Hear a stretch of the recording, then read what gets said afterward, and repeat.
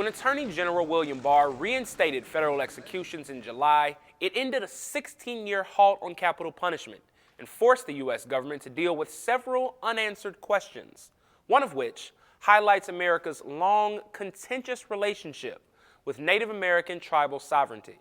Lezmond Mitchell is the only Native American on death row and could become the first Native person in modern American history to be executed by the U.S. government for killing another Native person on sovereign land. Mitchell, a member of the Navajo Nation, was convicted and sentenced to death for the 2001 murders of Alice Slim and her 9-year-old granddaughter. Despite the conviction, the Navajo Nation, the federal prosecutor assigned to the case, and multiple members of the Slim family recommended that Mitchell not be executed. The Navajo Nation statement read, quote, "By subjecting Mr. Mitchell to capital punishment, the Department of Justice has violated our laws and our belief system. We view this action as both a moral and political affront to Navajo sovereignty."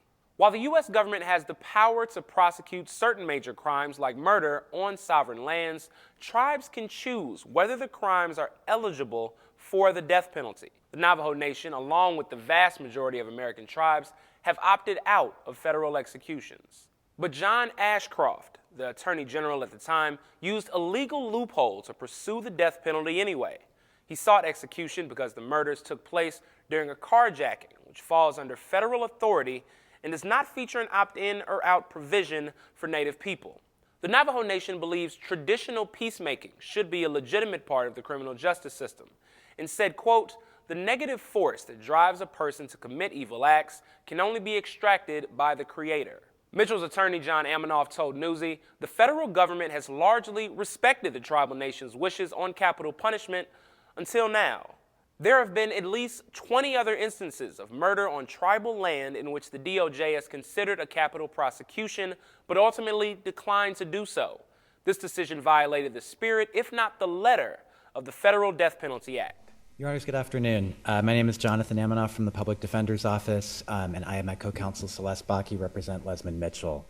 On Friday, Amanoff argued Mitchell's appeal in front of the Ninth Circuit. He claims there was racial bias in the jury that needs investigation because it did not appropriately represent Mitchell's Native peers, since there was only one Navajo on the jury. This case is rife with concerns of racism.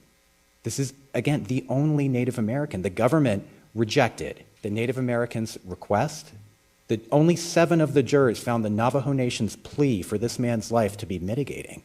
That is extremely concerning. And were it not for this court's intervention, this man would have been dead 2 days ago. As it stands, Mitchell's appeal is the only thing standing between him and execution.